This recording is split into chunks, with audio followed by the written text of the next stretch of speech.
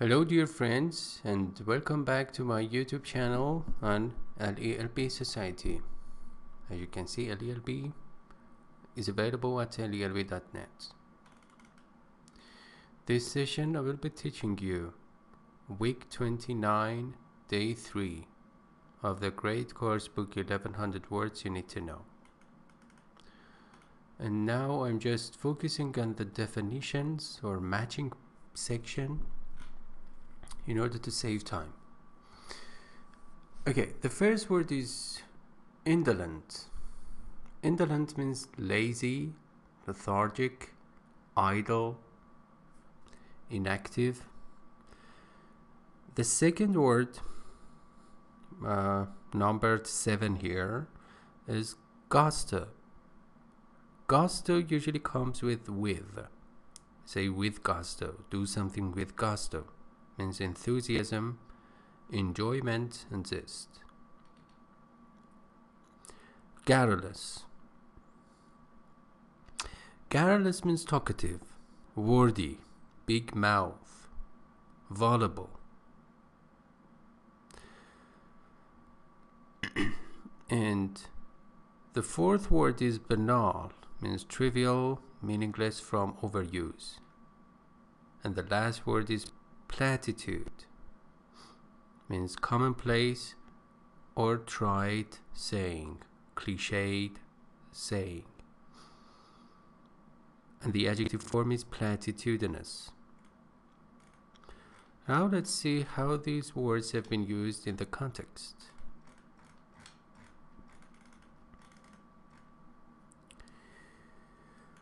Okay, the 23-inch football field. Well, figuratively, it refers to the size to the screen of your telly or television or display. Yeah, around let's say 50 centimeters long. So the football fan who cannot attend a contest in person, as you can see, in person means actually if you do something in person, you go somewhere and do it yourself instead of doing something by later asking someone else to do it, etc. For example, you have to sign up for it in person. It means on your own, by yourself. So if you cannot attend or be present in a football match, for example, by yourself, you watch any number any number of games on television. It's clear. This has the great advantage of permitting an indolent fan to sit in the comfort of his living room or sitting room and watch two teams play in the most inclement weather. Inclement means not agreeable, means not suitable or proper. So this has the great advantage. So the advantage of watching or following a game on television is to allow an indolent or lazy person to sit in the comfort of his living room. It means in a very comfortable place, relaxing place, and watch two teams play. This is the sensory verb structure. Watch, one of the derivatives of verbs that refer to the 5 principal senses, including seeing, hearing, smelling, tasting, and touching. Two teams play. So one of the sensory verbs plus an object. Here the object is two teams play. So after that we have either a gerund, that is infinitive plus ing, or just simply a bare infinitive, as we have it here, bare infinitive. Play in the most inclement. Inclement means unagreeable, means not suitable weather. For example, they do not need to worry about, for example, tornadoes and some natural disasters. And yeah. However, some of their spirit, the gusto, is missing. It refers to that sensation or feeling or excitement in the playing field is missing when one watches a game on a small screen away from the actual scene of the contest or competition. As you can see on LELB.net, on LELB Society, you have so many advantages, at your fingertips. So it's highly recommended you visit my website. And remember, I'm open to cooperation. If you think that you have something to just cooperate with me, I'm open to that. All right. Also, the viewer is constantly, means always, it has been underlined, constantly exposed to garrulous group of announcers in the middle of, for example, a football match. There will be so much advertisement or announcements, so such great distractors who continue to chatter. Chatter means to talk so much meaninglessly, generally. Talk rapidly and informally about unimportant things. Chatter. In an endless way throughout the afternoon. So there are distractors.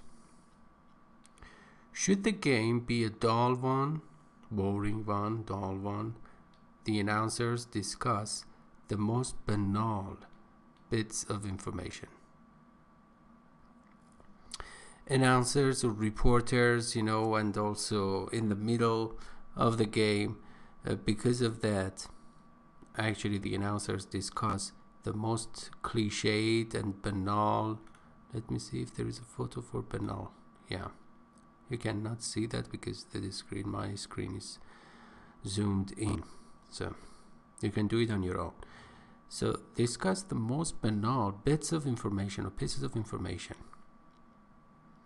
Okay, even in the poorest game, there is constant chatter involving one platitude after another about the laudable, means praiseworthy.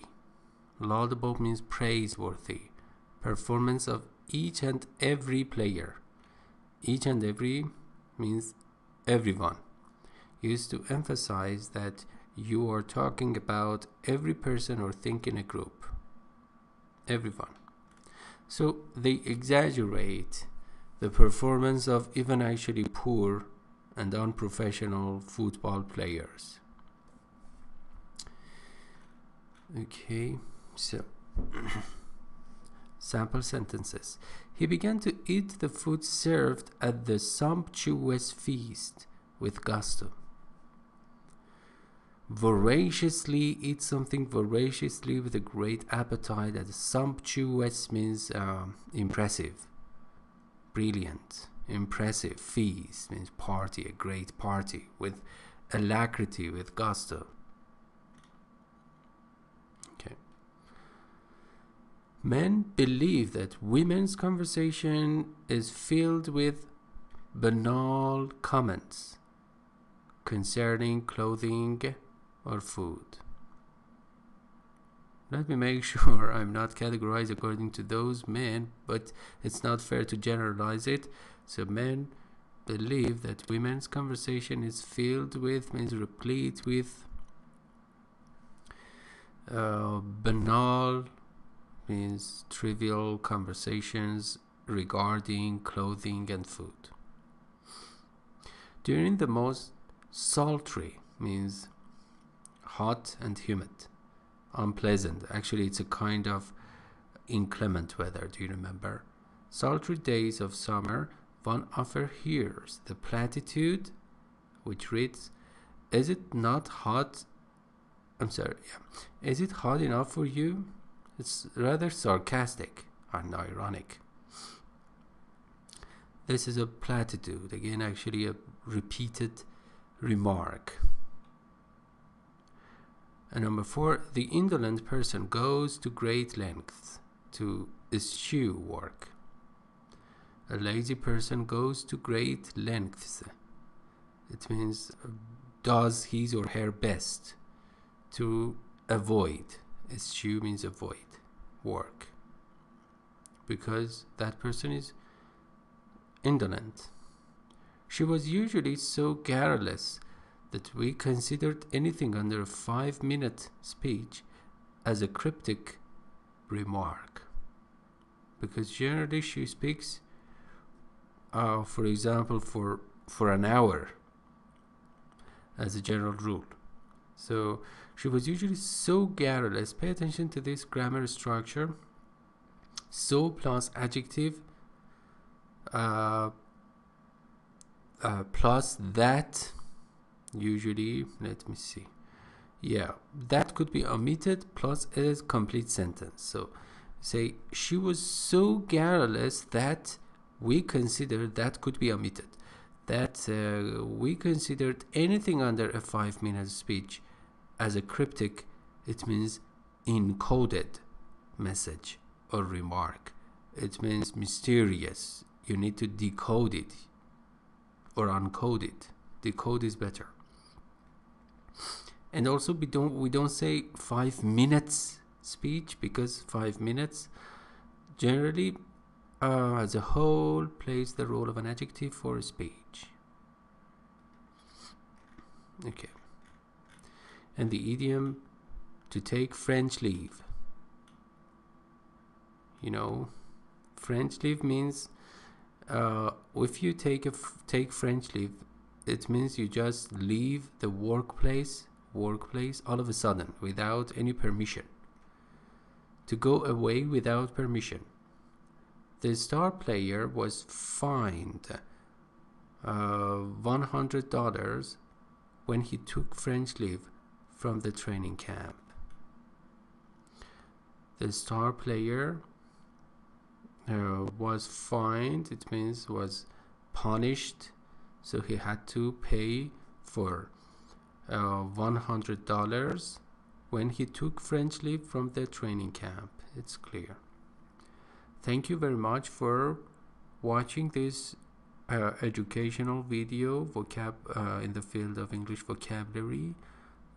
And if you have just joined the journey of English of our English classes, please subscribe to my YouTube channel in order to receive upcoming videos. Thank you very much and goodbye.